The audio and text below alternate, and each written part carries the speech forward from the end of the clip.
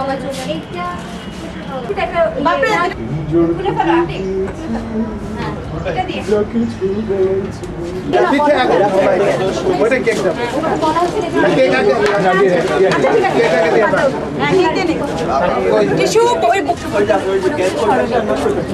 না এখানে পাঁচটা পাঁচটা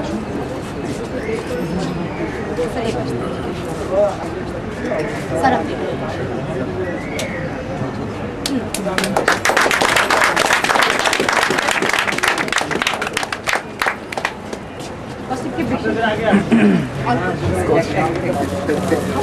আস্তে আস্তে আস্তে বেশি না অনেক ভিতরে সাদা আলোর ভিতরেই অনেক আধার পেরিয়ে স্যার লেখাগুলো বিজ্ঞাপন পাওয়া এটা তো দেখছি না পিছনে একটা আছে এটা শিক্ষা বাংলাদেশ কেকটা এটা দাও আমি যাই না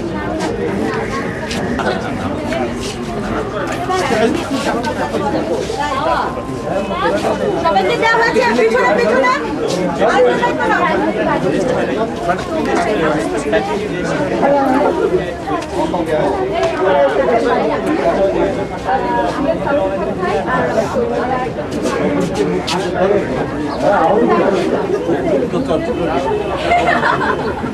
আর পিনাগুলো খালি প্লিজ একটু সাফ করে দাও তাহলে মুন্না পুজিছে আমি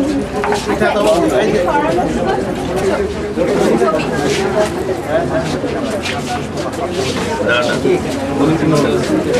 এরা তো এই হাসান ভাই আপনি টাকা লাগবে একজন হচ্ছেন আমাদের পাঠচক্রের সদস্য শামসুল হক ভাই, আরেকজন হচ্ছেন আমাদের বিশ্ব সাহিত্য কেন্দ্রের আমাদের সবার প্রিয় তৌফিক ভাই। আমরা এখন স্যারের মাধ্যমে আমাদের এই দুইজন মুক্তিযোদ্ধাকে আজকে বিজয় দিবসে বরণ করে নিচ্ছি। আমি এখন প্রথম জিজ্ঞেস করতে চাই যে শামসুল হক সাহেব কি ধরনের মুক্তিযোদ্ধা ছিলেন? উনি প্রথম করেছিলেন। আমি সেটার হিসাব প্রথমে চাই, নাকি শুধু রাইফেল ঘাড়ে নিয়ে কয়জন খাচ্ছে না একটু শুনতে চাই। সম্মুখ সমরে কয়জন মারা গেছে সেটা তো আমি ভাবতে কি করিনি। আমি ছিলাম অগণিতই আমি মনে করি, এবং আমি পড়িনি। আমি গাজী হয়েছি, আমি শহীদ হওয়ার জন্যই গিয়েছিলাম।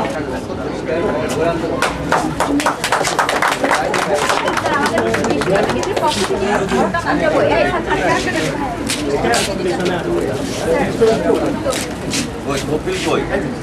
কপিল নিশ্চয়ই গুপ্তচর ছিল। এই চেহারার দুইজনের পার্থক্য তাতে মনে হয় এক কাজ করে না। আপনারা একটু বলেন, উনিও একটু বলুন। হ্যাঁ বলো, আমি একটাকে তো সংশোধন করি, উনি গুপ্তচর ছিলেন, আমাদের পক্ষের গুপ্তচর, আমাদের মুক্তিযুদ্ধের পক্ষের গুপ্তচর। এই জন্যই তিনি এখনো আমাদের মাঝেই আছেন। আশা করি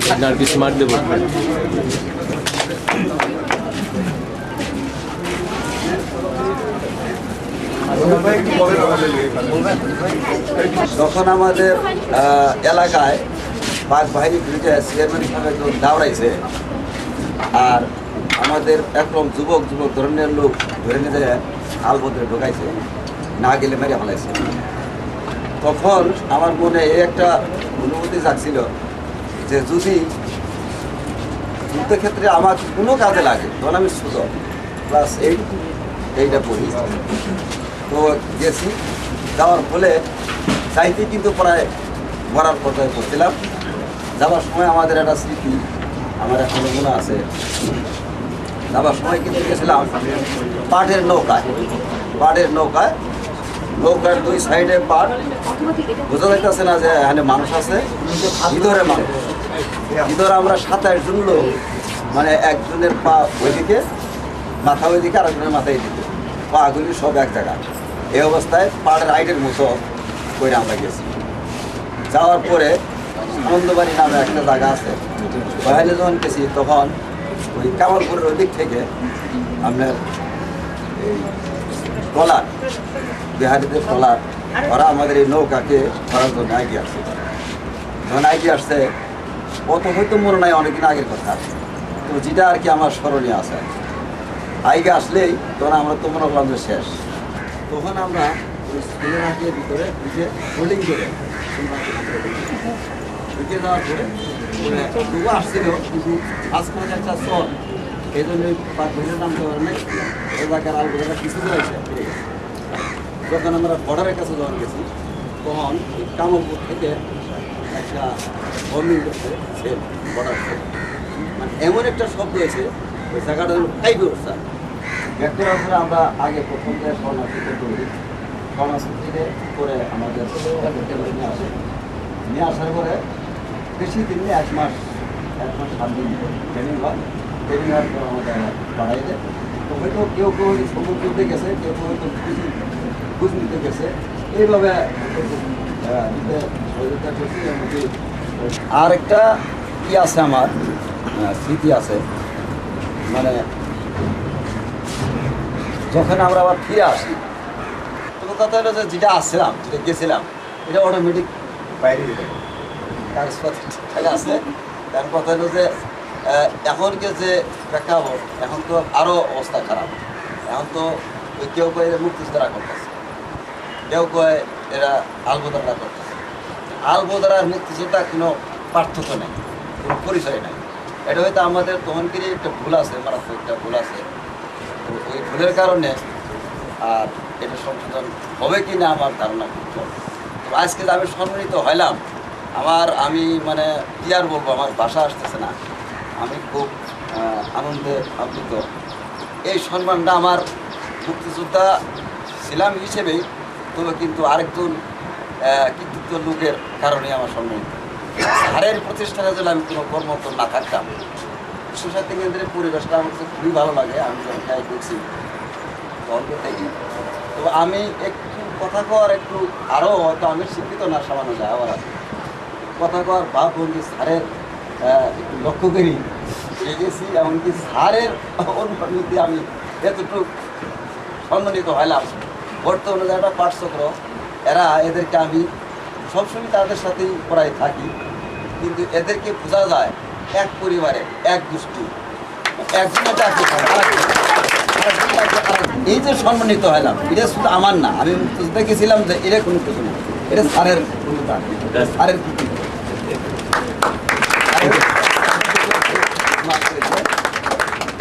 যাদের আত্মত্যাগের বিনিময়ে এবং 2 লক্ষ মা বোনের ইজ্জতের বিনিময়ে এই স্বাধীন সার্বভৌম বাংলাদেশ প্রতিষ্ঠা পেয়েছে, এবং আমরা স্বাধীন জাতি হিসেবে বিশ্বের দরবারে মাথা উঁচু করে দাঁড়াতে সক্ষম হচ্ছি, পরিচয় দিতে সক্ষম হচ্ছি।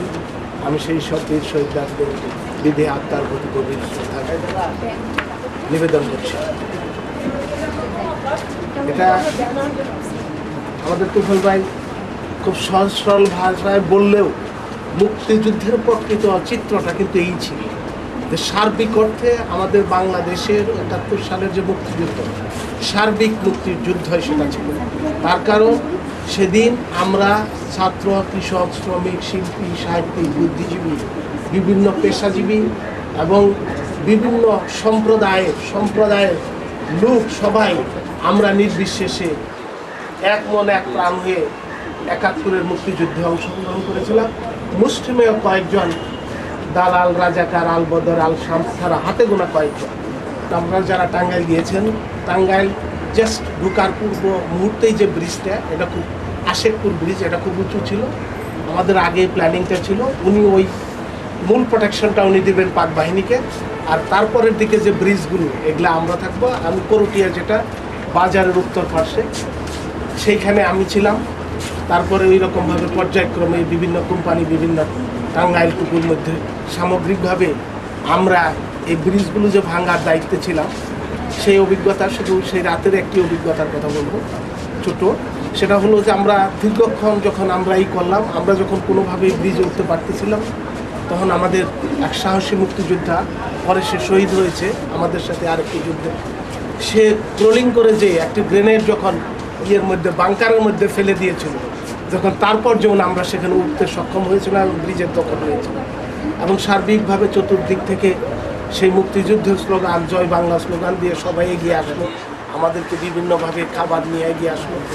কিন্তু দীর্ঘক্ষণ হয়ে গেল, কাদের সিদ্দিকীর সাথে আমাদের কথা ছিল যিনি আমাদের ব্রিজ ভাঙার পূর্ব পর্যন্ত উনি প্রোটেকশন দেবেন এবং উনি যখন উইথড্র করবেন তখন আমাদেরকে সিগন্যাল দেবেন।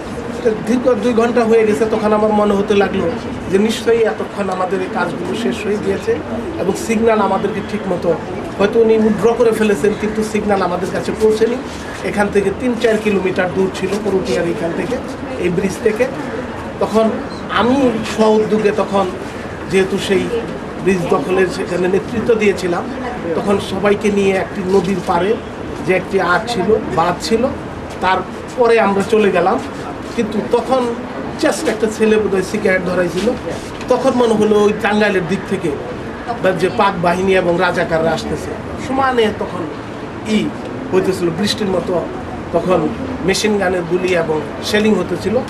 তখন আমরা ওইখান ঠিক বিচ্ছিন্ন হয়ে আমরা মানে যে নিরাপদ আশ্রয়ে তখন আমরা যাওয়ার চেষ্টা করলাম এবং আমি আমার সাথে আর 3 জন মুক্তিযোদ্ধা ছিল, আমরা সবাই বিচ্ছিন্ন হয়ে গেলাম।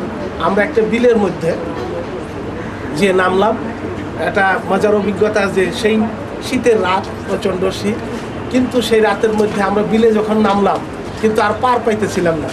আমরা সারা রাত ওই বিলের মধ্যেই ঘুরলাম, এই হাঁটু পানিতে, মাজা পানিতে। পরবর্তী সময়ে যখন সূর্যোদয় হলো, ফজর আজান হলো, হওয়া যায়। আমরা একটা বাড়িতে ছিলাম একটা সময়ে, আমরা সেটাও একটা মানে ভুল বোঝাবুঝি হয়েছিল। ভুল বোঝাবুঝি ঠিক নয়, আমরা যাকে সেন্ট্রিতে রেখেছিলাম নদীর পাড়ে, একটা গ্রেনেড, একটা পিস্তল দিয়ে, এবং তার সাথে আরেকটা লোক ছিলাম।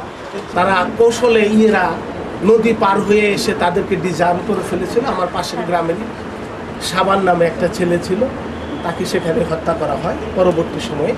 তখন আমরা আর জানতে পারি না। আপনারা হয়তো যারা মুক্তিযুদ্ধের এখানে অনেক বয়োজ্যেষ্ঠ লোক আছেন তারা দেখেছেন যে সেই সময় পাক বাহিনী একটা গোলা ছুটতো এবং সেই গোলাটা ছুটলে রাতের অন্ধকার আর দিনের চাইতেও পরিষ্কার দেখা যেত আর কি। তখন আমরা যখন বুঝলাম যে আমাদের সেন্ট্রি করতে পারে না, আমাদেরকে খবর দিতে পারে না, আমরা ঘেরাও হয়ে গেছি, ওই বাড়ির চতুর্দিকেই পাক আর্মি আমাদেরকে ঘেরাও করে ফেলেছে, তখন আমরা 27 জন বোধহয় ছিলাম। সবসময় তো গুলির পেটটা মাজায় বাধাই থাকতো, রাইফেলটা পাশে থাকতো, আমার কাছে এসএলআর ছিল এবং এসএমজি ছিল। তখন আমরা সিদ্ধান্ত নিলাম খুবই মানে কয়েক সেকেন্ডের মধ্যে, যেখান থেকে বের হতে হলে চতুর্দিকে যেহেতু ঘেরাও হয়েছে, আমরা এই 7-8 জন একজন এক এক দিকে দৌড় দিয়ে সামনে সরিষা ক্ষেত আছে, আমরা সেইখানে নিব চতুর্দিকে, এইভাবে সিদ্ধান্ত নিলাম। ঠিক আমিও বুঝতে পারি না 15-20 গজ দূরে পাক আর্মি দাঁড়িয়ে আছে, কিন্তু ওরাও মানে সিদ্ধান্ত কাকে গুলি করবে ওদেরকে কনফিউজ করে দিতে পেরেছিলাম আমরা সেদিন। এবং আমরা সব মুক্তিযোদ্ধাই সেদিন যে আমাদের অদম্য স্পৃহার কারণে আমরা সেদিন বেঁচে গিয়েছিলাম।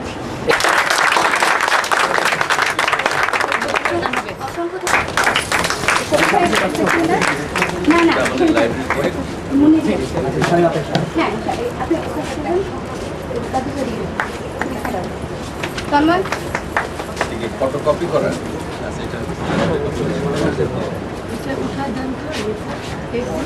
আচ্ছা একটু পরে আমাদের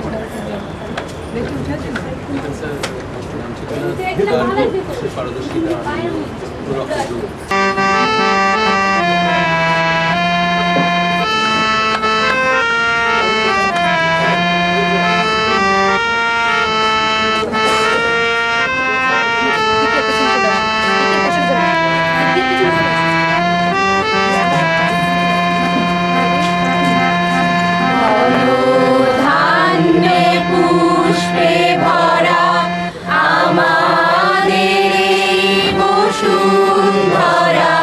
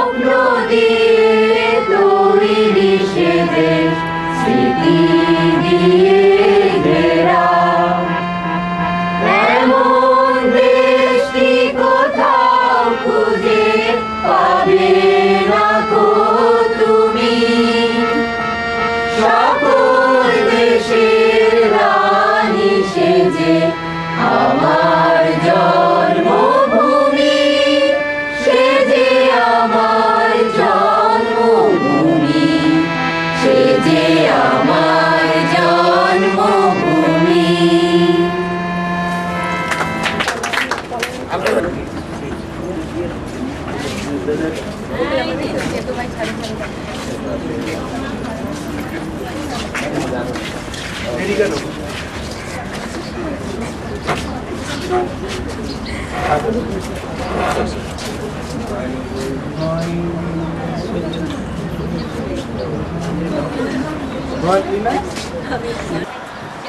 আজকে যখন হাতের মুঠোয় কণ্ঠনালীর খুন্তি আসি ছুরি, কাজ কি তবে আগলে রেখে বুকের কাছে কেউটে সাপের ছাপি, আমার হাতেই নিলাম আমার নির্ভরতার চাবি। তুমি আমার আকাশ থেকে ছড়াও তোমার ছায়া জুতোর দামে, তোমার হাতে দিয়েছি ফুল হৃদয় সুরভিত, সে ফুল খুঁজে পাইনি তোমার চিত্তরসের ছোঁয়া, পেয়েছে শুধু কঠিন জুতোর তলা। এবার যেমন বলো তেমন করো। আমি এই পর্বের কুকুরটা উঠাবার জন্য শামসুল হক ভাইকে একটু আমন্ত্রণ জানাচ্ছি। শামসুল হক ভাই আসুন।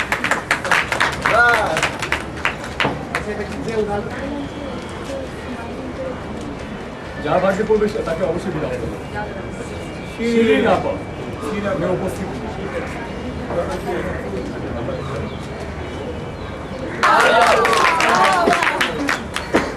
এটা কি লাকি পুরস্কার দেওয়া হবে?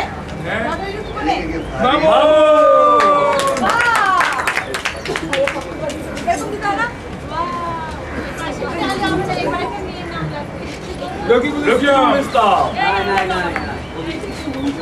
আসুন সমস্ত রাকিব ইসলাম আসুন। আমাদের নাম হবে না। মাইয়া বাড়ির একটা হবে। এরকম নার্গিস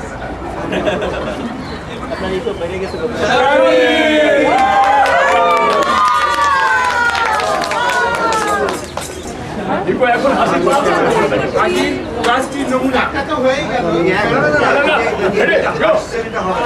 এক দুই তিন চার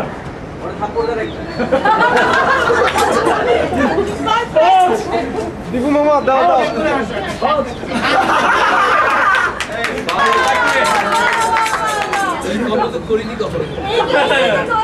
কেন আপনি বাস্তবে এটাই তন্ময় এই সমস্ত মাত্র করে আমি সহ্য করবো না। অনেক দেখেছি এটা চলবে না। ওকে হচ্ছে তো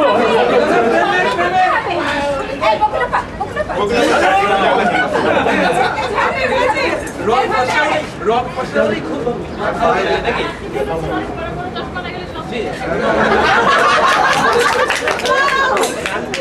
আর এই রক ফসলেরই জগতের সবকিছু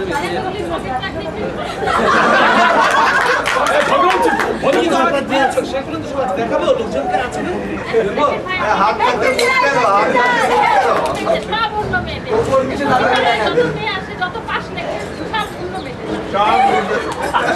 পাতে রাখেন না কেন হাসেন সেটা কার জন্য সেটা কার জন্য তুমি সেটা দিলে তারপরে তো আমাকে তোমাকে সুস্থ করতে হবে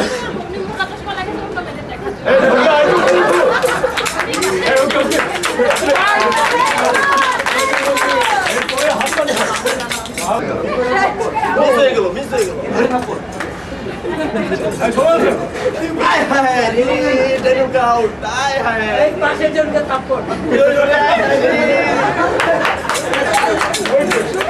এরপর হাসান রাম ভাজা এই ভাজা কুমড় ভাজা চানাচুর ভাজা লাগবে নাকি বাদাম ভাজা লাগবে বই বিশ্বসাহিত্য কেন্দ্রের পাঠচক্রের বই, এখানে সবার সম্পর্কে জানতে পারবেন। এখানে অভিনেতা থেকে শুরু করে সচিব পর্যন্ত সবাই আছে, ছাত্র শিক্ষক সবাই আছে। লাগবে বই মাত্র আমার সময় আছে তো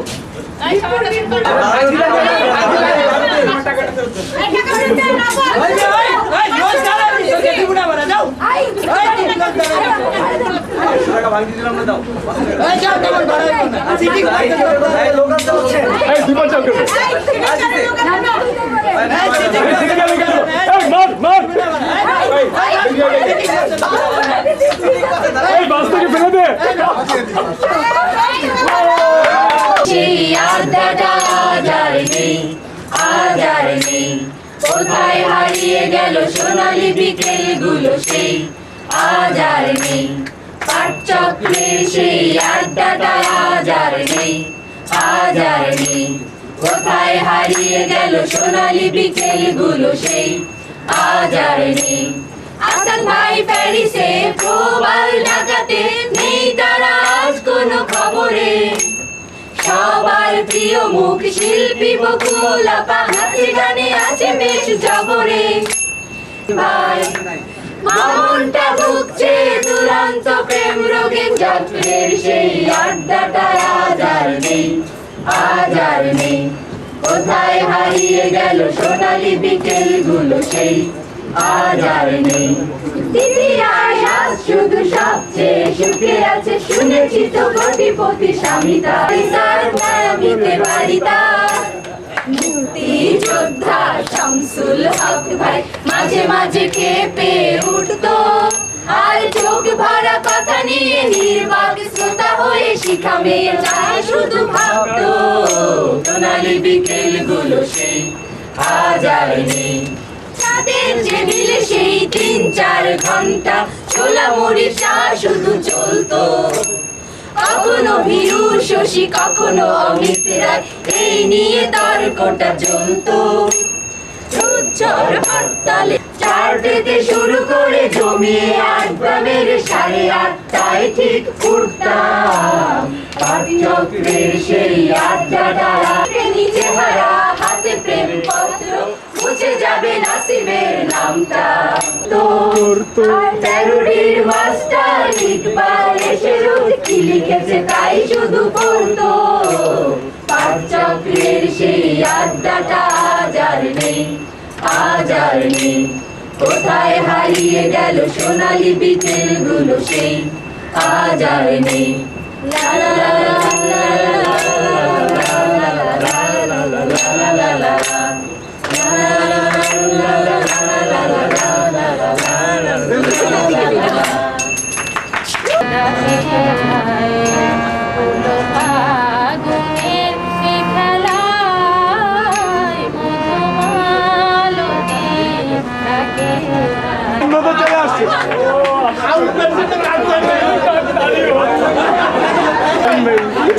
আল্লাহর কি কুদরত।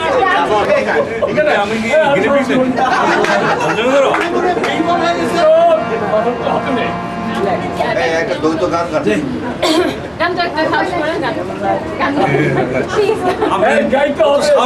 প্রেম করছি বসে এটাই বিরাট।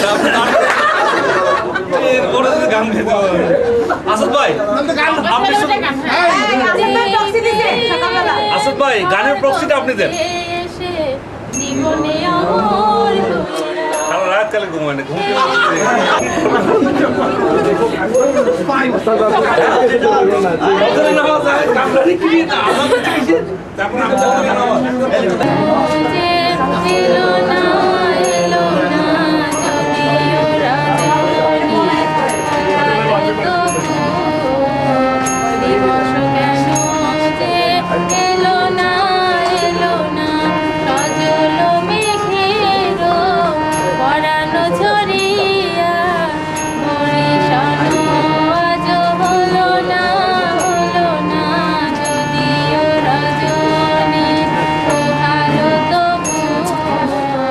কথা ছিল রক্ত প্লাবনের পর মুক্ত হবে শস্য ক্ষেত, রাখালেরা পূর্ণবার বাসিতে আঙ্গুল রেখে রাখালেরা বাজাবে বিশদ।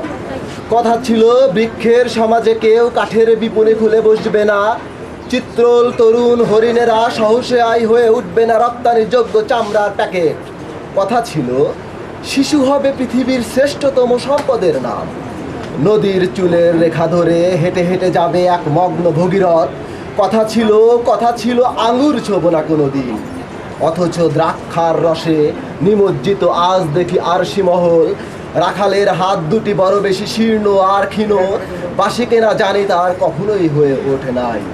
কথা ছিল চিল ডাকা নদীর কিনারে একদিন ফিরে যাব, একদিন বটবৃক্ষের ছায়ার নিচে জড়ো হবে সহজিয়া বাউলেরা, তাদের মায়াবী আঙ্গুলের টোকায় ঢেউ তুলবে একতারায়, একদিন সুবিনয় এসে জড়িয়ে ধরে ফেলবে উদ্ধার পেয়েছি।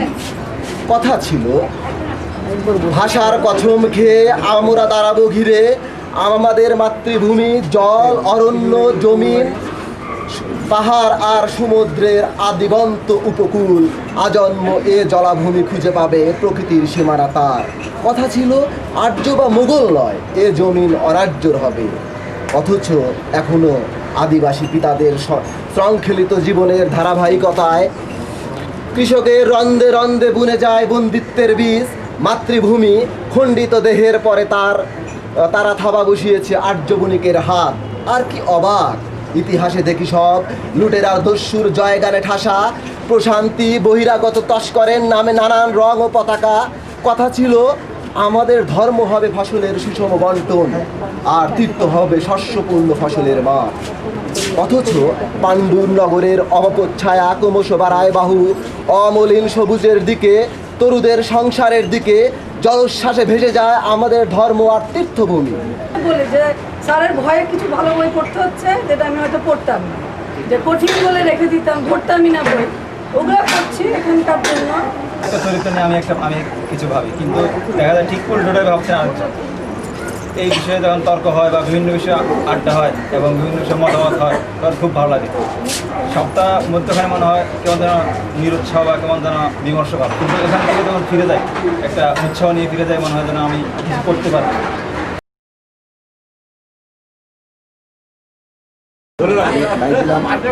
পাঠচক্রে আসার আগে যেভাবে বইটা পড়তাম সেটা হচ্ছে যে নিজের ইচ্ছা মতো যখন যেটা পেতাম সেটাই পড়তাম। পাঠচক্রে আসার পরে কিছু কিছু বই আছে যেটা আমরা মানে সংগ্রহ করে পড়া হতো না, ওগুলি পড়া হয়েছে। তো নেগেটিভ একটা সাইড আমার থেকে মনে হয় যে অনেক সময় আমার মনে হয় যে এক সপ্তাহের মধ্যে এই বইটা শেষ করতে হবে, মানে একটা বিরক্ত চলে আসে অনেক সময়। এটা আমার একটা নেগেটিভ সাইড হয় অনেক মাঝে মাঝে।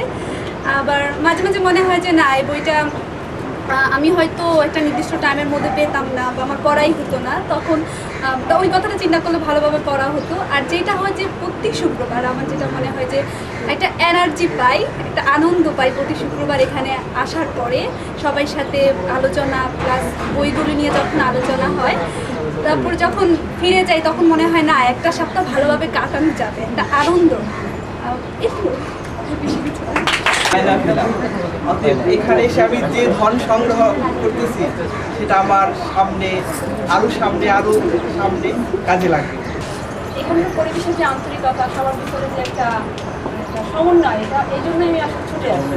তো আমার সবাই আমি হল ছেড়ে দিচ্ছি সামনে, আমার খুব ব্যস্ততার মধ্যে আছি, তারপর সবার এত উচ্ছলতা, এত প্রাণ উচ্ছল একটা ভাব, মানে সিনিয়র থেকে জুনিয়র পর্যন্ত সবার সহযোগিতা আমি পাচ্ছি, আমার খুব ভালো লাগে। যে কোনো বই আমি খুব আগ্রহ নিয়ে শুরু করতাম কিন্তু কখনো শেষ করতে পারতাম না, শেষ করার আগে অন্য বইয়ের প্রতি আগ্রহ চলে আসতো। তো পাঠচক্রের কল্যাণে কিছু বই অন্তত শেষ করতে পেরেছি, এই জন্য কৃতজ্ঞ। সেলিমের ক্যামেরা নিজের চেহারা দেখানোর জন্য, কারণ খুব টাফ, সব ক্ষেত্রে ওর নজর খালি মঞ্চের দিকে থাকে। যাই হোক, অনুভূতি তো ভালো, না হলে আসলাম কেন? আজকে তো অনেক প্রোগ্রাম ছিল, অনেকগুলো দেখে এখানে আসা। আসলে 1989 সালে যখন নাকি আমরা ঢাকা কলেজে পড়তাম, তখন আমরা টিচার হিসেবে পেয়েছিলাম সাইদ স্যারকে, ফাহিমা আজাদ ম্যাডামকে এবং আখতারুজ্জামান ইলিয়াস স্যার। তখন থেকে একটা ভালো লাগা ছিল তাদের ক্লাস করতে। আমাদের বন্ধুবান্ধবরা সিটি কলেজ থেকে আসতো, সেন্ট্রাল কলেজ থেকে আসতো, বিজ্ঞান কলেজ থেকে আসতো। তখন আমরা খুব প্রাউড ফিল করলাম যে এরপরে আবার যখন নাকি নিজেকে মনে করলাম আরও পড়াশোনা করা দরকার, একটু প্রেশার থাকে পড়াশোনাটা হবে, সেই জন্য এখানে আসা। এসে তো দেখলাম যে যথারীতি আমার অনেক ভালো ভালো লোকজন এখানে আছে। বড় আসার মূল আকর্ষণ হচ্ছে বই, আর এরপর হচ্ছে স্যার। তো এখানে আসার পরে বই আর স্যার ছাড়াও আরেক আকর্ষণ বেড়ে গেছে, যার মধ্যে হচ্ছে আসাদ ভাইয়ের কথা। তো ওনার কথা শুনে খুব সুন্দর লাগে আমার, মানে মনে হয় উনি ডিকশনারি থেকে খুঁজে খুঁজে শব্দ চয়ন করে বলে। এরপরে হচ্ছে সেলিম ভাই, ওনার ব্যতিক্রম ধর্মী কথা। তারপরে হচ্ছে প্রবালের ভিন্ন ধর্মী মন্তব্য, যার কারণে খুবই ভালো লাগে। বইয়ের প্রতি আমার খুব ইন্টারেস্ট সবসময়। তো পাঠচক্রের এখানে যে লাইব্রেরি আছে, ভ্রাম্যমাণ লাইব্রেরি, আমি সেখানকার সদস্য ছিলাম, কিন্তু এখানে আসছি আসলে স্যারের কারণে, যে স্যারের সাথে সামনাসামনি কথা বলা যাবে। যদিও আমি বাংলা ডিপার্টমেন্টের ছাত্রী, স্যারও বাংলা ডিপার্টমেন্টের। তো আরেকটা ব্যাপার যেটা, স্যারের যেখানে শেষ হচ্ছে মানে প্রফেসরি জীবন, সেখান থেকে আমার আবার শুরু হচ্ছে। আর এখানে সবচেয়ে যেটা ভালো লাগছে যে অনেক সিনিয়র থেকে জুনিয়র পর্যন্ত সবাই আছেন আর কি, এবং ইনাদের ভিতরে যে একটা সমন্বয় হতে পারে। তো এই আসাদ ভাই, এই শামসুল হক ভাই, ইনাদেরকে না দেখলে বোঝা যেত না। আমার বই পড়ার খুব একটা ভালো অভ্যাস ছিল এক সময়, গত 2-3 বছর আমার অভ্যাসটা একটু নষ্ট হয়েছিল। সাহিত্য কেন্দ্রে এসে আমার অভ্যাসটা আবার চাঙ্গা করতে পেরেছি। সাহিত্য কেন্দ্রের যে বই দেয় তার সাথে আমি অন্য বইও 2-4টা উল্টাতে পারি, এর ফলে আমার যে সংগ্রহটা সেই সংগ্রহটা থেকে আমার কিছুটা পড়াও হয়। তবে পাঠচক্রের যেটা আমার কাছে খারাপ লাগে যে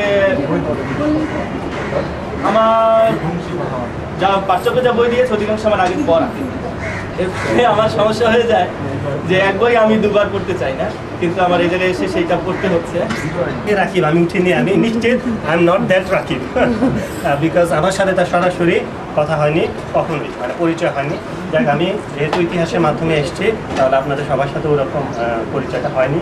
তবে ইতিহাসে আসার সময় যখন আসলাম তখন এই ছাদে আমাদের প্রথম অনুষ্ঠানটা হয় এবং এতে পুরো ছাদটা ভরে গিয়েছিল।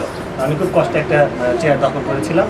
তো আমি এত মানব দেখে আশ্চর্য হয়েছি, কারণ ইতিহাসের প্রতি এত আগ্রহ থাকার কথা না। পরে জানতে পারি যে আসলে সিংহভাগই আপনাদের অর্থাৎ সাহিত্য যেটা সেটার একটা অংশ।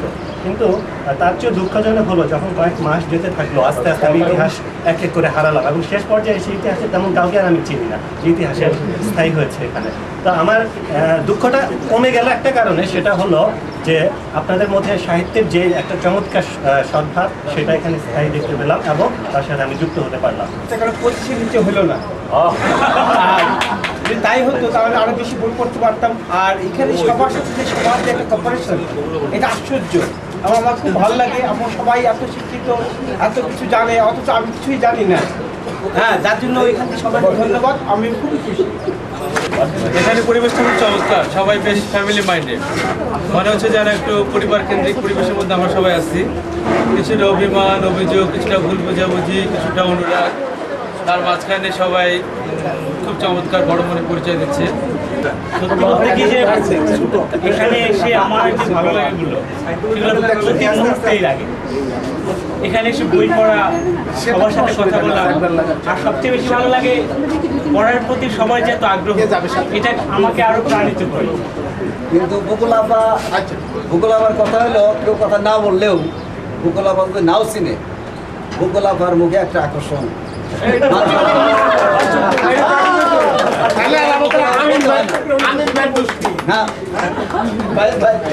আরেকটা কথা হলো, আমার আপনাদের কৃতিত্ব আমি যে কিভাবে করতে পারবো না, তার কারণ আমার এই কথা বলার ভঙ্গি, কথা বলার অভ্যাস, কথা বলার সাহস, এটা সব কিছু এই পার্শ্ববর্তী কৃতিত্ব। হিমাদ্রির বলবীর বল মহাবিশ্বের মহাকাশ ফাড়ি, চন্দ্র সূর্য গ্রহ তারা ছাড়ি, গোলক দুলক গোলক ভেদিয়া খোদার আসন আর ছেদিয়া উঠিয়াছি চির বিস্ময় আমি বিশ্ববিধাত্রী। মামলাটে পুত্র ভগবান জলে রাজ রাজটিকে দীপ্ত জয়শ্রীর বলবীর আমি চির উন্নতশীল, আমি চির দুর্দম দুর্বিনীত নৃশংস। মহাপ্রলয়ের আমি নটরাজ, আমি সাইক্লোন, আমি ধ্বংস, আমি মহাভয়, আমি অভিশাপ বৃত্তি, আমি দুর্বার, আমি ভেঙে করি সবে চুরমার। আমি অনিয়ম উশৃঙ্খল, আমি দলে যাই যত বন্ধন, যত নিয়মে কানুনি শৃঙ্খল। আমি মানি না তো কোনো আইন, আমি ভরাতরি করি ভরাডুবি, আমি টর্পেডো, আমি ভীম ভাসমান মানি। আমি ধৈর্যটি, আমি এ লোকে সে ঝড়া কাল বৈশাখী, আমি বিদ্রোহী সুত বিশ্ববিধাত্রী বলবীর চির উন্নত মমসী। আমি সন্ন্যাসী সৈনিক, আমি যুবরাজ মমরাজ রেশমান গৈরিক, আমি বেদরিন, আমি চেঙ্গিস, আমি আপনারে ছাড়া করি না কাহারে কোন। আমি বজ্র, আমি ঈশানে বিশানে অহংকার, আমি ইসরাফিলের সিঙ্গার মহাহংকার, আমি পিনাক পানির ডম্বুতি সুর ধর্মরাজের দণ্ড, আমি চক্র মহাশঙ্খ, আমি প্রণব নাদ প্রচণ্ড, আমি খ্যাপা দুর্বাসা, আমি দাবানল দাহ দাহন করি বলি, আমি প্রাণ খোলা হাসি উল্লাস, আমি সৃষ্টি বৈরী মহাত্রা, মহাপ্রলয়ের আমি দ্বাদশ রবির রাহুগ্রাস, আমি বহু প্রশান্ত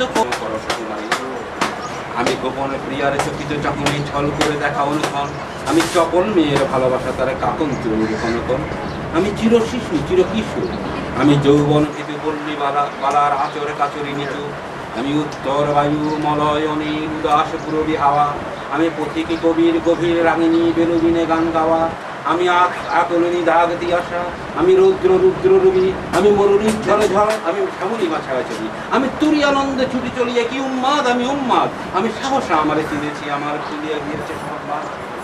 আমি উত্থান, আমি পতন, আমি অচেতন চিতে চেতন, আমি বিশ্বতরণে ওই জয়ন্তী মানব বিজয় চেতন, দুটি ঝড়ের মন্ডনে করো তালে দিয়া স্বর্গমত্ত করো তালে তাজ উপর রাত আর উচ্চস্র বাবা হন আমার হিম্মত রেখে হেগে চলে 2 মিনিট প্রত্যেকের জন্য নির্ধারিত সময় 2 মিনিট, 1.5 মিনিটের সতর্ক সংকেত, 2 মিনিটের চূড়ান্ত সংকেত একটি টুমটুমটা ফুল। ওটা কোথায়?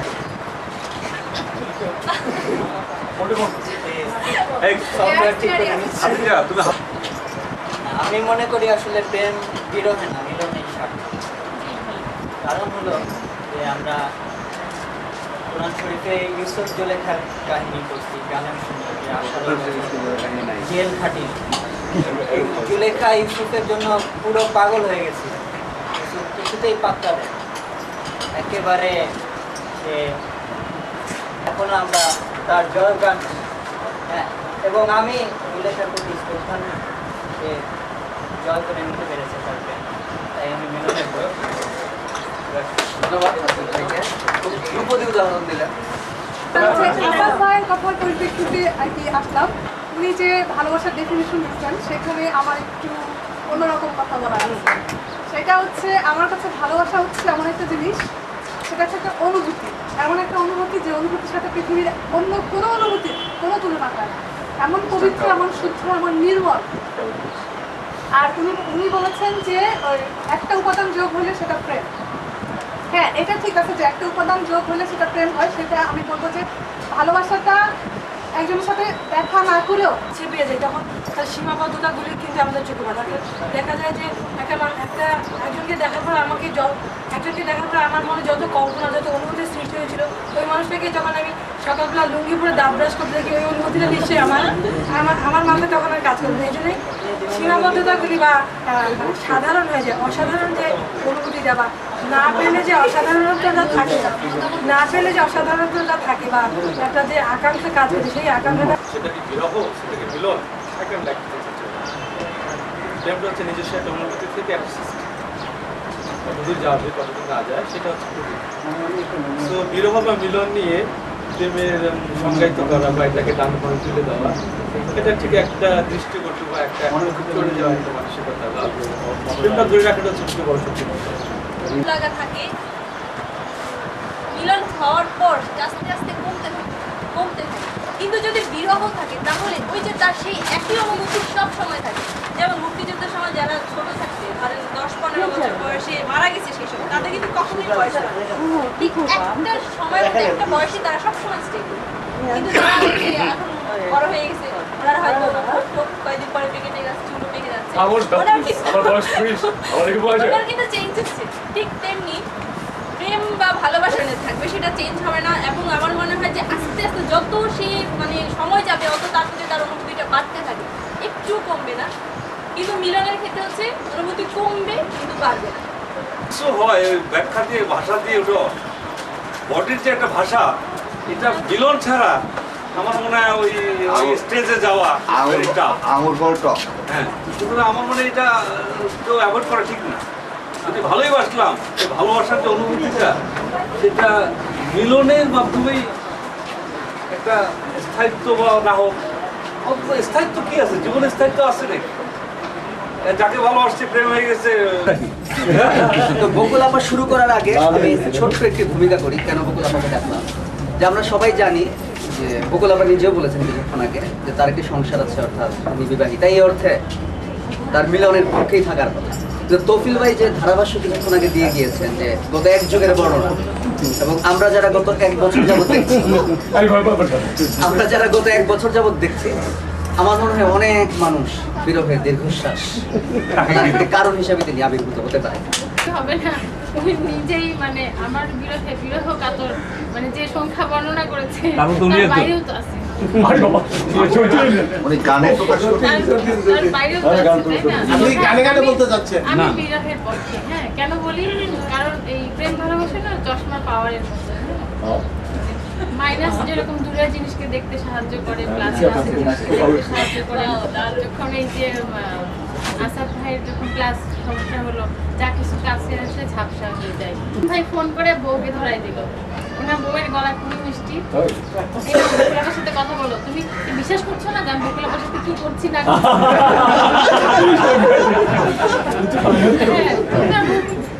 বাসায় আসলে বুঝছেন না কেন? মানে উনি পাশে আমার জন্য ফুল সজ্জা রেডি করে রাখছে। কখনোই না বিরহে। একেবারে সত্যি একটা ঘটনা বলি, ভদ্রলোকের নাম বলা যাবে না কারণ আমাকে রিকোয়েস্ট আমি যখন খুব বেশি হলে 5-6 পড়ি, সে আমাকে একটা কবিতা লিখছে। আর কবিতাটা আমার এত পছন্দ হয়েছে, আমি আবার গিয়ে উনি যে বাসায় থাকতো খালাকে গিয়ে বলছি, খালা ভাইয়া কি ভালো কবিতা লিখে, দেখেন ভদ্রলোক যে আমাকে নিয়ে প্রেমের কবিতা লিখছে, এটা যদি লিখতাম তাহলে কি খালার কাছে যেতাম। খালাকে আমার মাকে দিছে, আমার মাকে আমার বাবাকে দিছে, আমার বাবাকে তার বাবাকে নালিশ করছে, তোমার ছেলেকে এখানে পড়ালেখা করতে আসছে না, আমার মেয়েকে প্রেম করতে আসছে। আর সে তখন বুয়েটে পড়তো, তার জীবন থেকে 4 বছর অলরেডি চলে গেছে। এবং এর মধ্যে ইদানিং 25 বছর পরে সে আমাকে ফোন করছে। হ্যাঁ, তো তার কথার এখানে কে জানি একজন আছে, ওর কথা শুনে মনে হয়েছে ওর বাড়ি চলে আমাদের দিকে। তা আমি বললাম, ভাইয়া কিছু না মনে করলে আপনার বাড়ি কি উত্তরবঙ্গে? বলে হ্যাঁ, মনে হলো যে ওই গ্রামে তো আমার খালার বিয়ে হয়েছে, ওই খালার বাসায় একটা ছেলে থাকতো, তার কেন জানি আমার মনে হয়েছে ওনার কথা। দিচ্ছি আপাতত আমিন ভাই বউ নিয়ে আসতে পারে না, ওদের বকুল আমাকে মানে যখন হ্যাঁ বিরহের পক্ষে বলবে তখন মাঝখানে নদী বা কিছু আমি ওই করিয়েছি। এবার বিরহ আর যখন মিলন তখন আমরা 2 দিকে বয়ে চলে যাব, ওনারা চলে আসবে। আমি অবশ্যই বিরহের পক্ষে বলবো। বকুলাপা যেটা বলছিলেন যে ওই যে কাছে দূরের ব্যাপারে যে প্লাস মাইনাস করার কথা, এটা অবশ্যই সত্যি কথা। মানে মানুষের গুণগুলো, মানে মানুষের যে চরিত্রের সুন্দর দিকগুলো, এগুলো কিন্তু খুব কাছাকাছি আসলে যে জিনিসটা হয় যে প্রতিদিনের বাস্তবতা রাখাতে সেই জিনিসগুলোকে আসলে মানে আমার মধ্যে সেইভাবে ফিল করা যায় না। এখানে যারা অবিবাহিত আছে কিংবা এখনো মিলনের অভিজ্ঞতা ঘটে নাই যাদের, তাদের অভিজ্ঞতা থেকেও আমি দেখেছি সেটা কিরকম। বিবাহিত লোকজনদের পরামর্শ নেওয়াটা কি, এরা কিরকম ওই যে বলে না দিল্লি কা লাড্ডু খাওয়ার পরেও বসতায় না খেয়েও বসতায়, এরা খাওয়ার পরে নিজেরা যখন বিবাহিত হয়ে যায় তখন আসলে চায় না যে আর কেউ বিয়ে করুক। জগতের এই সুখ থেকে আর সবাইকে বঞ্চিত করে নিজেরাই শুধু সুখ পেতে চায়। কাজেই যারা মিলনের পক্ষে তার সর্বনাশটা করবেন না এইটা। তবে আমি বিবাহিত অবস্থায় আসার পরে এখন আর আসলে মিলনের পক্ষে আগের মতো জোর পাই না। জোরটা কেমন যেন একটু কমে গেছে, তো মাঝে মাঝে যে আবার জোর পাই না তাও না, কিন্তু এই টানা হেঁচড়ার মধ্যে একটা অবস্থা, আজ কোন দিকে যাবো সেটা এখনো ঠিক করতে পারি নাই। যে অনেক সময় আমরা অনেক কিছু চশমা খুলে দেখে আরাম পাই, আবার অনেক পরেটা চশমা দিয়ে পরে আরাম পাই। আপনারা দুটোর মাঝখানেই থাকুন, ভালো থাকুন এবং অনেক ভালো থাকুন। প্রেম এবং বন্ধুত্বের মধ্যে পার্থক্য। প্রেম হলো পর্বতের চূড়া, যেখানে দুজনের বেশি দাঁড়াতে পারে না। আর বন্ধুত্ব হলো মালভূমির মতো সমতল জায়গা, যেখানে অনেকে দাঁড়াতে পারে। এখন বলি যে পর্বতের চূড়ায় ধরলাম যে প্রেম নামক পর্বতের চূড়ায় দুজন কষ্ট করে উঠলো এবং এক জায়গায় দাঁড়ায়। আমরা যদি দুজনকে ওই জায়গায় দেখতে পারি তবেই আমাদের চোখ তৃপ্ত হবে। হ্যাঁ, তার জন্য বলছি আমি যে প্রেম মিলনেই সার্থক। ওই যে সাগরেরই টানে যেমন নদী ছুটে যায়। কাজে খুব পছন্দ করে, মনে হয় শব্দটা পরকীয়া। স্যার আসাতে আমি বলে এসেছি, অনেক কিছু সাজিয়ে রাখছিলাম, ওইভাবে হবে না। ওটা আপন প্রেম আপন কি পরকীয়া বলতে কিছু নেই। স্যার চলে আসলেন আপনাকে পেয়ে, আসলে স্যার 68 পূর্ণাঙ্গ প্রেম নিয়ে হচ্ছে হ্যাঁ, প্রেমের পূর্ণাঙ্গতা মিলনের না বিরহে। এখন কি বললে প্রেমের পূর্ণাঙ্গতা মিলনে না। প্রেম তো পরকীয়াই, পরের সঙ্গেই তা হয়।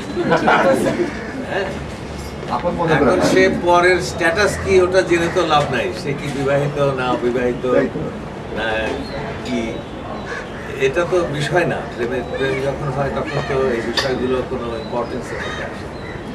সুতরাং আমি যেটা মনে করি যে প্রেম পরকীয়া আসে এমনিতে। হ্যাঁ, কারণ পরকীয়া এই অর্থে যে প্রেমের যে কি বলবো মহিমা না, প্রেমের যে শক্তি সেটার মধ্যে সক্রিয় পরকীয়া এসেছে, তাই না? এখন সে কি সামাজিক স্ট্যাটাসে কার সঙ্গে প্রেম করলো সেটাও যেমন অর্থহীন হয়ে যায়, কিংবা বয়স অর্থহীন হয়ে যায়, পর এবং মানে সামাজিকভাবে ভিন্ন সেটা অর্থহীন হয়ে যায়।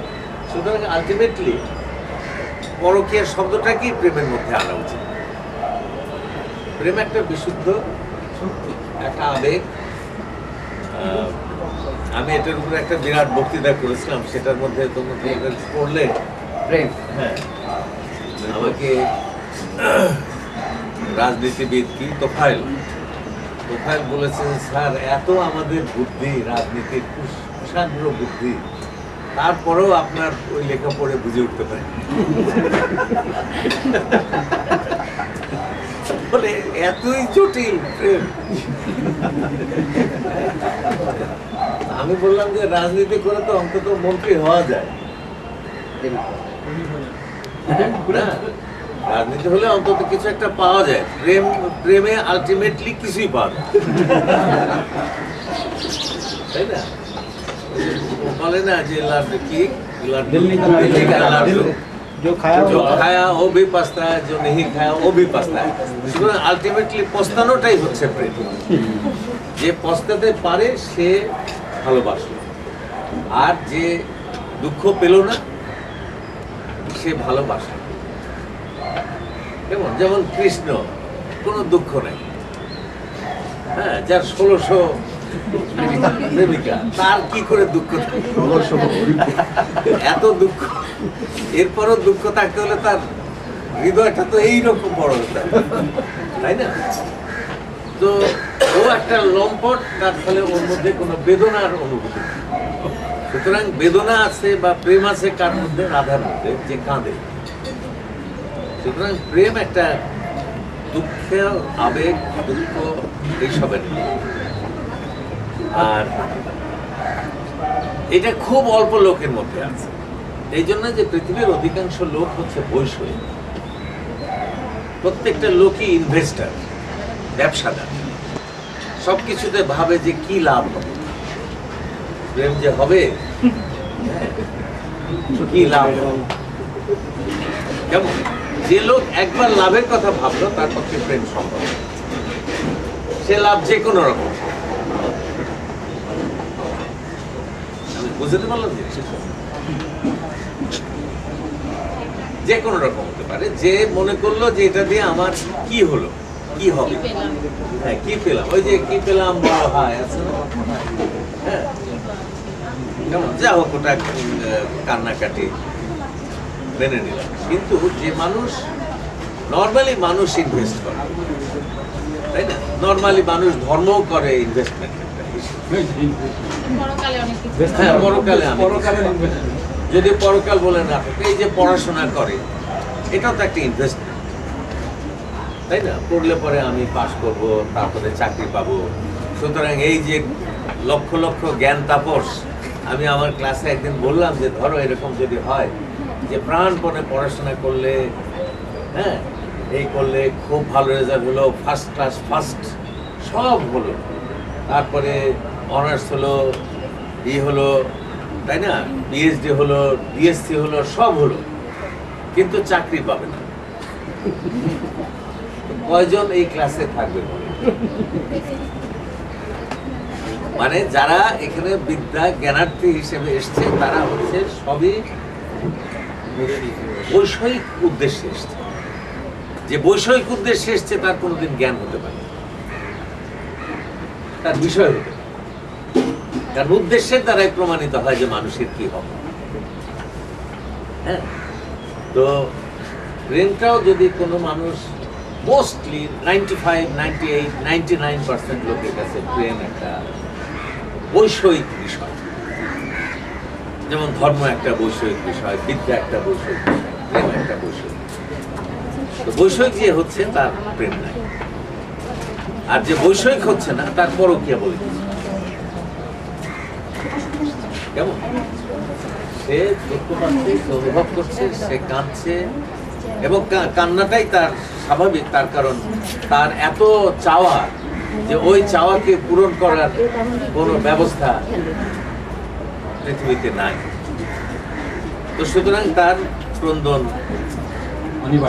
লম্পটের ক্রন্দন নাই, তাই না? হ্যাঁ, তার চাওয়াটা খুবই বাস্তব, খুবই বৈষয়িক, তার ফলে ইট এন্ডস। কিন্তু ইমোশনাল স্বপ্ন, চাওয়া, আকুতি এগুলোর কোনো শেষ নাই বলে সেটা এত বড় যে সেটাকে পূরণ করার ক্ষমতা কারও। তো সেই জন্য আলটিমেটলি প্রেম মানেই একটা বেদনাকে, দুঃখকে বরণ করে। যদি কেউ দুঃখ পেতে চায়, প্রেমে পড়ে। আরজুমান দাদা বকুল,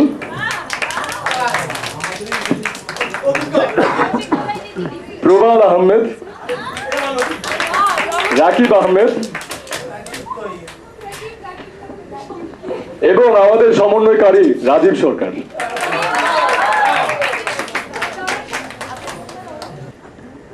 প্রিন্স ভাই, কিন্তু খুবই দুঃখিত, প্রিন্স ভাইয়ের মৃত্যু ঘটেছে, কারণ এই মুহূর্তে তিনি অডিটোরিয়ামে যেহেতু নেই, কিন্তু আরেকজন জীবিত প্রেমিকের নাম উঠাতে হবে।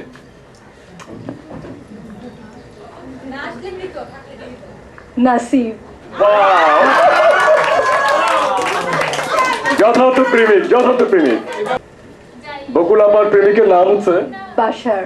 বাশা। প্রিন্স ভাইয়ের মতো বাশারও মৃত, তবে জীবিত ব্যক্তির নাম উঠাতে হবে। বিজয় শান্ত। আমাদের নতুন সদস্য বিজয় শান্ত। হ্যাঁ, উনি এখনো শান্ত। বাদশা রূপান। এখন আমি একে একে আমি আমন্ত্রণ জানাবো তাদের সহস্ত লিখিত প্রেমপত্র খানি পাঠ করবার জন্য। প্রথমে আমি আহ্বান করছি রানু আপাকে তার প্রেমিক নাসিবের উদ্দেশ্যে প্রেমপত্র পাঠ করার জন্য। পাখি বলো তারে, সে যেন ভুলে না মরে। প্রাণের স্বামী মোর ঘুঘু পাখি, তোমরা মোর ভালোবাসার সালাম জানবেন। তোমরা কেমন আছেন মুই তাক জানো না, কিন্তু বেশি ভালো নাই। তোমরা মোর খোঁজ খবর ঠিক মতন নিবার পান না। মুই এটা খুব কষ্টের মাঝত আছো। তোমরা মুখ বিয়ে করছেন আজ 3 বছর বাদে, এর মাঝত খালি 2 বার পত্র নাকছেন হিসাবপত্রের কথা। ভালোবাসার কোনো কথা নাকেন নাই কেন? মোর মন বলতে কিছু নাই?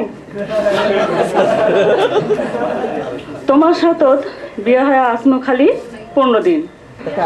বিয়ে হওয়ার আগত তোমার সাথে কথা আসলো মুখ তোমরা 6 মাস বাদে আসিয়া অটে মুখ নিয়ে যাবেন তোমার কাছে, কিন্তু তার তোমরা হবার দেন নাই।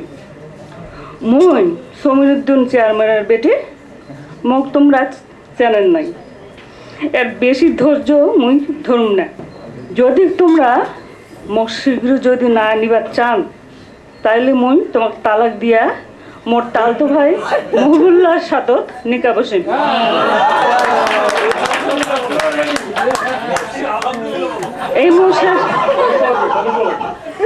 এই মোর শেষ কথা। আল্লাহ সালামতে তোমরা ভালো থেকেন। ইতি তোমার অভাগিনী পরাণের ময়না পাখি। প্রিয়তমা, তোমায় আজ চুপি চুপি বলি শোনো। মনের গোপন কুঠুরিতে তোমার জন্য যতটুকু রেখেছি ভালোবাসা, সে তুমি কোনো দিনও জানবে না। এক জীবনে আমার যা কিছু অর্জন, যা কিছু প্রাপ্তি, সে সবই আমি হারাতে পারি তোমার জন্য। তোমার হাতে হাত রেখে আমি ভুলে যেতে পারি জীবনের সবটুকু কষ্ট। কি জানি আলী, হ্যাঁ বেরোশিক আলী প্রবাল একটা দিয়ে গেল, উপাধি দিয়ে গেল। আমি সেটাই বলছি, এই জন্য বলছি যে সে আমাকে বলে 5 লাইনে একটা রম্য একটা প্রেমপত্র লেখেন তো, এবং লেখেন তো বলেই যাচ্ছে। তা আমি যত লিখি 5 লাইনের হয় না, শেষ পর্যন্ত 6 লাইন হয়ে গেছে। তা আমি ভাবলাম যে এটা কোথাও অন্য কোথাও অ্যাপ্লাই করা হবে। তো আমার কুইনাইন আমাকে খাওয়ানো, এটা বুঝি নাই আর কি। তো যাই হোক, মানে আসাদ ভাই নিজেকে কিছু মনে করেন না আর কি। আমি দরকার হলে সামনের আসাদ, হ্যাঁ আসাদ তুমি ভেবে দেখো, এরা সবাই আলাদা আলাদা উঠে এসছে, আমি শুধু তোমার পিছে পিছে তোমার শার্টের কোনা ধরে মঞ্চে। নজর বলার আগে পর্যন্ত আপনারা কেউ হাসেন না দয়া করে। তুমি আমার প্রথম প্রেমের প্রথম মাকাল ফল। পাগল হয়েছি তোমার দেখে রূপের ঢল।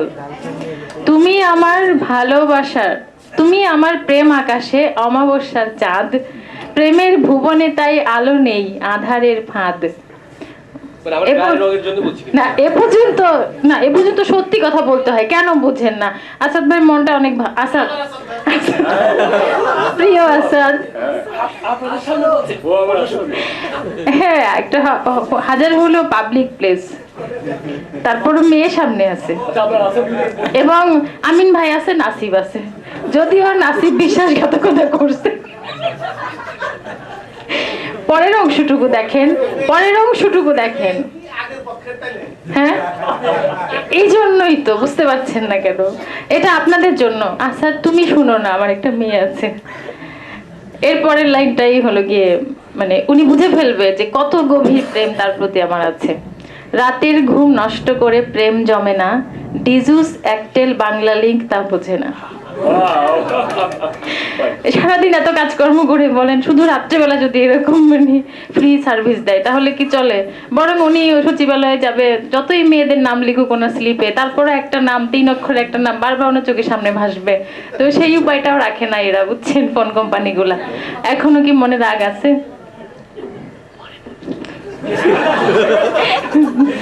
বহুত কষ্ট করে সুযোগ নিছি, বুঝছেন?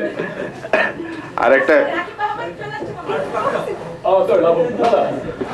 আরে ভাই উঠে গেছি, এখন আর লাভ হবে না, আসুন বসেন, বসেন। আর একটা কথা হচ্ছে যে না, প্রেম একবার আসছিল জীবনে, ঠিক ব্যাটে বলে হয় নাই, তো একটু বলে নেই তাহলে এটা হয়তো গভীর হয়ে যাবে। আব্বার এক পোস্ট নিচে চাকরি করে এসডিও সাহেব, তার বাসায়। তো আমি ওই সময় খুব সিরিয়াস ধরনের ছেলে, বিজ্ঞানের বই টই পড়ে একেবারে সায়েন্টিস্ট।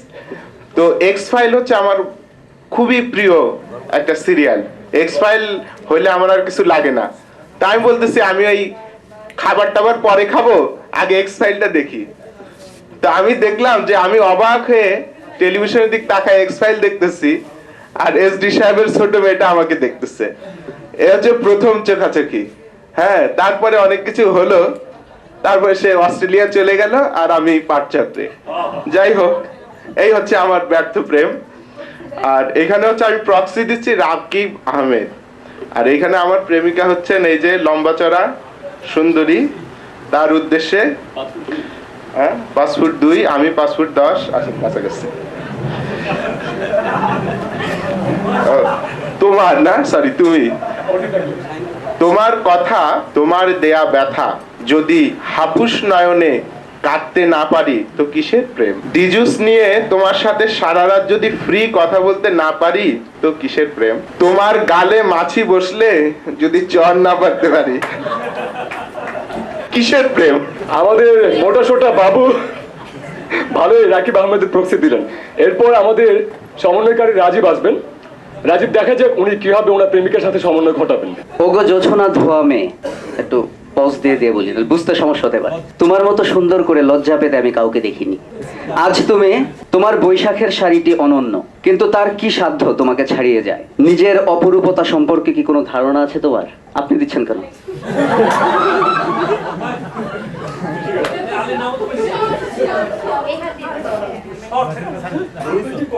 নিজের অপরূপতা সম্পর্কে কি কোনো ধারণা আছে তোমার? আর মাত্র একটি বাক্য, যদি আমার ভালোবাসা প্রত্যাখ্যান করো সেজন্য দুঃখ পাবো না, কষ্ট পাবো এজন্য যে আমি জানি আমার চেয়ে বেশি কেউ কোনোদিন তোমাকে ভালোবাসতে পারবে না।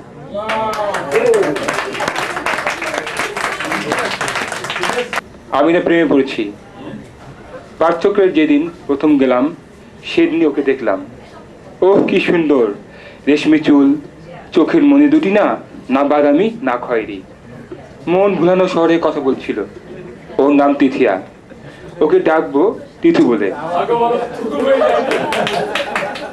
জানেন, ও ছাড়াও আরেকজন মেয়েকে ভালো লেগেছে, ও মুন্নি। নীল কাজল নয়না যখন আমার দিকে তাকায় মনে হয় ওর দৃষ্টি যেন চোখ ভেদ করে বুকে গিয়ে গেছে। আমি যে কতবার মন করলাম। শামসুলক ভাই, বলুন তো কি করি? শারমিন যখন আমাকে ভাইয়া বলে ডাক দেয় তখন আমার হৃদয় থেমে যায়, কালো মেয়ে, সে যতই কালো হোক, দেখেছি তার কালো হরিণ চোখ। আমার মনটা আরো কারোর জন্য আনচান করছে। ওই যে গানের পাখি বকুল, ও আমার মন পিঞ্জেরায় ধরা পড়তে যাচ্ছে।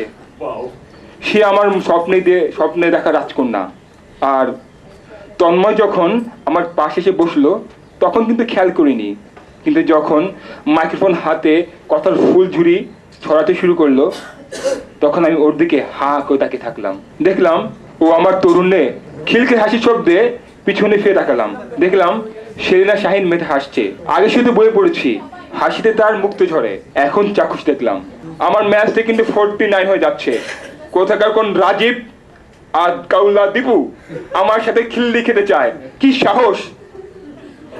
জীবনে সাইজ করে আরেকটা ছেলে বেশি ফটফট করে, বেটা সেলিম তোকে আমি দেখে নেব কোথায়। এসব মদন রায় মেয়েদের কাছে রমি হতে চায়। সে যাক, খাদিজা তো প্রায় সাথে খাদিজার সাথে দামরা বাবুটা যায়। কথা আছে না, যত বড় দেহ তত জোরে পড়ে।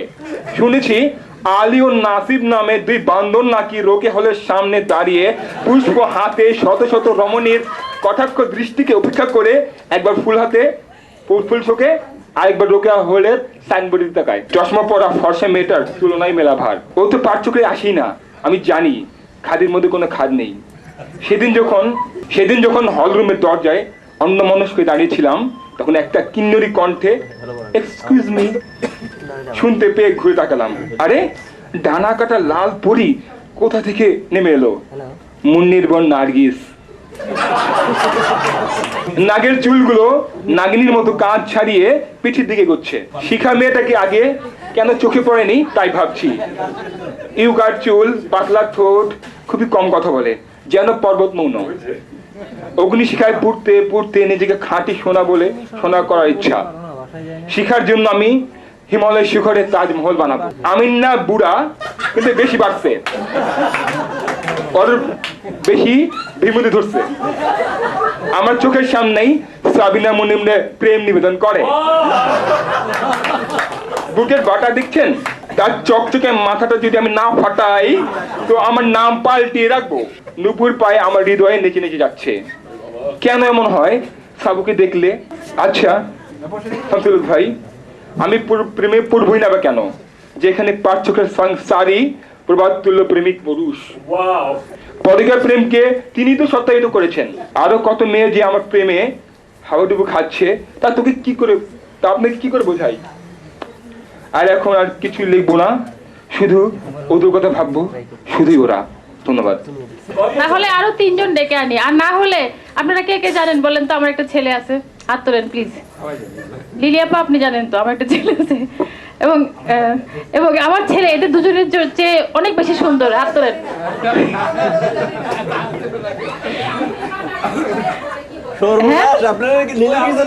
হ্যাঁ, আমার পছন্দ হয়েছে। আমার এই দুই মানে একজন হলো গিয়া ভীম আর একজন না, সে যেহেতু দ্রৌপদী হবে না, ওকে উদ্ধার করা আমার দায়িত্ব। অতএব আপনারা কিছুক্ষণ অপেক্ষা করেন, আমি আমার ছেলেকে নিয়ে আসছি।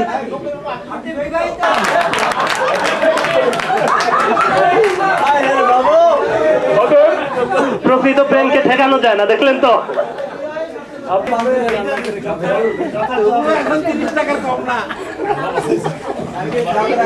এই পর্বটি সহায়তা দান করার জন্য আপনাদের খুবই ধন্যবাদ। Thank you. দুপুরবেলা তুমি যখন আমাদের বাড়ির সামনে দিয়ে যাও, আমি জানলা দিয়ে রোজ তোমায় দেখি। তুমি অবশ্য আমায় লক্ষ্য করো না। কত রকমের খেলনা তোমার ঝুড়িতে। তোমার ওই নাক চাপটা জাপানি পুতুলটা, ওটা দেখলে আমার কি যে হাসি পায়। আর তোমার ওই লাল ঝুনঝুনিটা, ওটাও সুন্দর। ইন্ডিয়ার অনেকগুলো এয়ারলাইন্স হয়েছে ইদানিং। ইন্ডিয়ান এয়ারলাইন্স, সাহারা এয়ারলাইন্স, অনেক এয়ারলাইন্স। তো কেউ তো যাত্রী টাত্রী পাচ্ছে না। এত টাকা কার আছে যে এতগুলো এয়ারলাইন্স, কেউ যাত্রী পাচ্ছে না। তো ওরা চিন্তা করলো যে আমরা কাজ করি, বিমানের ভেতরেই কিছু বিনোদনের ব্যবস্থা করি, যাত্রী টাত্রী যদি পাওয়া যায়। তো মার্কেটিং এর কি অবস্থা জানেন তো? একেবারে ঘরে এসে এসে সার্ভ আলট্রা দিয়ে যায়। জাহিদ হাসান আছে, এই অবস্থা এখন বাংলাদেশে। তো ওদের দেশে তো একই অবস্থা। তো হয়েছে কি, একটা কাল্পনিক দৃশ্যটা যে প্রচুর এয়ারলাইন্স, এবং এক এক এয়ারলাইন্সের সেই বয়রা স্টুয়ার্ডরা যাত্রীদের ডাকতেছে এই লোকাল বাসের কন্ট্রাক্টরদের মধ্যে যে ভাই ভাই আমারটাই আসেন, আমার এই প্লেনে আসেন, আমার প্লেনটা ভালো, আপনাদের চেয়ে ভালো। ওদের প্লেনে না কালো কালো এয়ার হোস্টেস, ওটা ভালো হবে না, আমারটাই আসেন, আমারটা সুন্দর। এই শ্যামলি কাকুলি তোরা এখানে দাঁড়া লাইন ধরে, এই এদিকে আসেন, আমার এয়ারলাইন্সে আসেন, খুব ভালো, 4টা টিকিট নিলে একটা এয়ার হোস্টেস ফ্রি। এই হচ্ছে এয়ারলাইন্সের অবস্থা। আর এই সাহারা এয়ারলাইন্সের এই অবস্থা দেখে ইন্ডিয়ান এয়ারলাইন্স বলল যে না, তাদেরও কিছু করা দরকার অ্যাকচুয়ালি, না তার যাত্রী পাচ্ছে না। তো তারা বলল যে কি করি, এই বিমানের ভেতরেই মেসেজের ব্যবস্থা করে দিই, যাত্রীরা মেসেজ হবে। তো একটা করে যাত্রী উঠতেছে,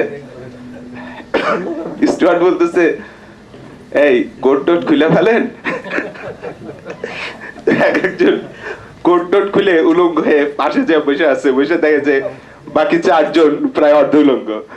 যাই হোক, এইভাবে সবাই মেসেজ করতেছে। হঠাৎ এক সময় দেখা গেল যে প্লেন এইভাবে মুভ করতেছে।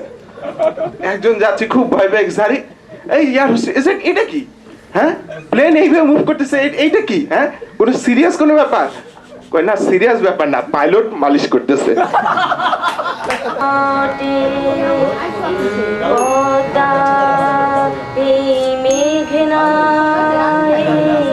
যমুনা সুরমা নদী তটে আমার আখার মন গান গেয়ে যায়, আমার আখার মন গান গেয়ে যায়। এ আমার দেশ, এ আমার প্রেম, আনন্দ বেদনায় মিলন বিরহ সংকটে, কত আনন্দ বেদনায় মিলন বিরহ সংকটে।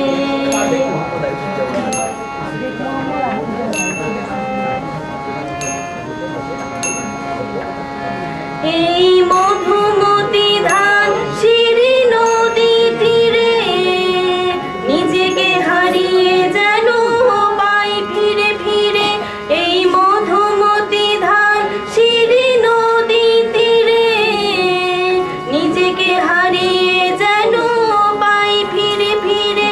যেন নীল ঢেউ কবিতার প্রচ্ছদ পটে, আনন্দ বেদনায় মিলন বিরহ সংকটে, কত আনন্দ বেদনায় মিলন বিরহ সংকটে।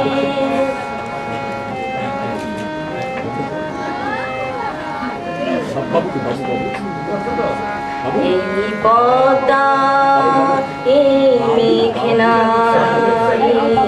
হাজার নদীর অববাহিকা, এখানে রমণীগুলো নদীর মতো, নদীও নারীর মতো কথা কয়। এই অবারিত সবুজের প্রান্ত ছুঁয়ে নির্ভয় নীল আকাশ রয়েছে নুয়ে। এই অবারিত সবুজের প্রান্ত ছুঁয়ে নির্ভয় নীল আকাশ রয়েছে নুয়ে। যেন হৃদয়ের ভালোবাসা হৃদয়ে ফোটে, আনন্দ বেদনায় মিলন বিরহ সংকটে।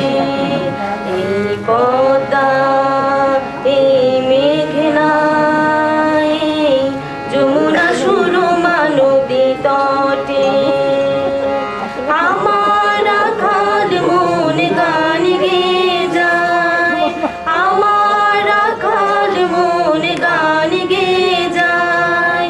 এ আমার দেশ, এ আমার প্রেম, আনন্দ বেদনায় মিলন বিরহ সংকটে, কত আনন্দ বেদনায় মিলন বিরহ সংকটে, কত আনন্দ বেদনায় মিলন বিরহ সংকটে।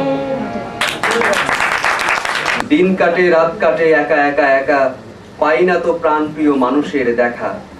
বয়স 19 হয়, বেড়ে হয় 20, জীবনটা একা একা লাগে নিরামিষ। রাতে ঘুম দিনে জাগা প্রেমিকা বিহীন, জীবনটা সাদা কালো নয় তো রঙিন। একা থাকা খারাপ ব্যাপার, একা থাকা বাজে, মন বসে না পড়ালেখায়, মন বসে না কাজে। একা থাকার মর্মজ্বালা ভালো করেই বুঝি, রাস্তাঘাটে মার্কেটে রোজ প্রেমিকা তাই খুঁজি। সারাক্ষণই তাজা গোলাপ রাখি আমার হাতে, হঠাৎ নজর পড়ে পাশের বারান্দাতে। সত্যি আধার থাকে প্রদীপের নিচে, এতদিন খোঁজাখুঁজি করিয়াছি মিছে। আহা আহা মেয়ে হাসে কি দারুণ হাসি, মন চায় এ মেয়েকে আমি ভালোবাসি। মেয়ে উঠে সাথে সাথে আমি উঠি ছাদে, টের পায়ে পড়ে গেছি ভালোবাসার ফাঁদে। এ মেয়েটার চিন্তা কেবল মাথার ভেতর ঘোরে, প্রতিদিনই সকাল দুপুর দাঁড়ায় পথের মোড়ে। এক দুপুরে মেয়েটাকে রিক্সা দিলাম ডেকে, সত্যি ভালোবাসা শুরু হলো সেই দিন থেকে। যাওয়া এবং আসার সময় আমি থাকি খাড়া, ভাঙতি টাকার অভাব হলে দেই রিক্সা ভাড়া। দ্রুত লয়ে দিন কাটে ধীরে কাটে রাত, রিক্সায় উঠে বসে ধরি তার হাত। মেয়েটার হাত ধরে যাই বহু দূর, মেয়ে মেয়ে বলি কেন ধুর ধুর ধুর। মেয়েটার নাম বলা অপরাধ তো না, ওর নাম মোনালিসা, ডাক নাম মোনা। কত মায়া মৌনতা, কত যুগ যায়, কত শতাব্দী যায়, কত যুগ ধরে কত না সে বলিদান। ছেলেটি করে নি মাটিতে মধুর জল, মেয়েটি দেখেনি কখনো বকুল ফুল। মন্দ যাহাই আসুক সত্যের এলাও সহজে। কেউ বা তোমায় ভালোবাসে, কেউ বা বাঁচতে পারে না যে। কেউ বিকিয়ে আছে, কেউ বা শিখি পয়সা ধারে না যে। কতকটা যে স্বভাব তাদের, কতকটা বা তোমারও ভাই, কতকটা এ ভবের গতি। সবার তরে নহে সবাই। তুমি কি আমার দুঃখ হবে?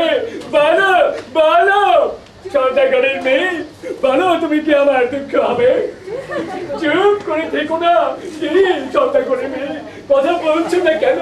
তোমাকে আর কতবার বলবো ভালোবাসি ভালোবাসি। আমাকে কি মেরে ফেলতে চান রাজপুত্র? জানি জানি আপনারা মারতে পারেন অনায়াসে, কোনো কারণ ছাড়াই, কোনো উস্কানি ছাড়াই। আমার মতো অতি সাধারণ সওদাগরের মেয়ের প্রেম ভিক্ষা রাজপুত্রের কি মানায়? জানাজানি হলে রাজার আদেশে রাজরক্ষীরা আমার উপর বসে তলোয়ার চালাবে।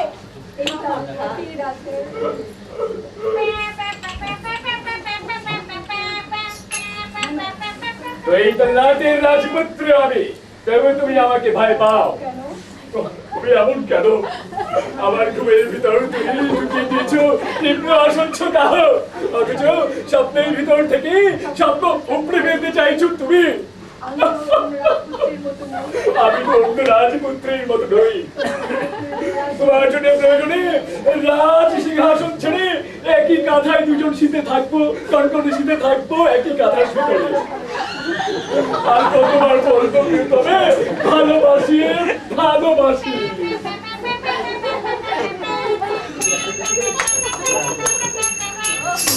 খামোশ বদতমিজ মেয়ে, আরে যে জ্যোৎস্নার কুয়াশা তোর প্রাপ্য, অথচ আকাশের চাঁদকে ছিঁড়ে নিতে চাস।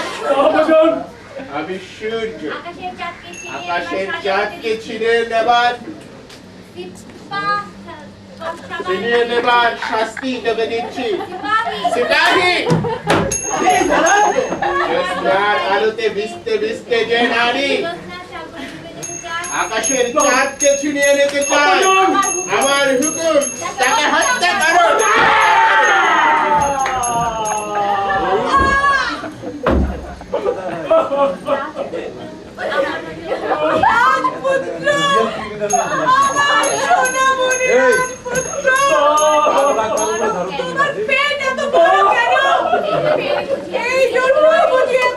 তোমার পেটে শেষ পর্যন্ত আমাকে চালান করলে।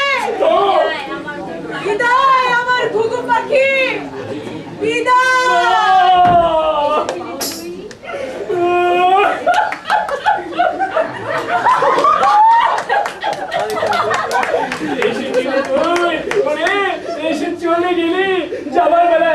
বলে গেলি না তোকে আমি কতটা ভালোবাসি ভালোবাসি। তোর বিরহী রাজমুকুট ফেলে এখন আমি বাউল হব রে। পথের কাটা বড় পেয়ে তোরা মানুষদের প্রতিবার ঘৃণা, এগুলো সবগুলো আমার প্রেমের তো ভুলো চার নারিকেলের মতো পাঠিয়ে ফেলবো রে। ওরে তোকে আমি ভালোবাসি ভালোবাসি।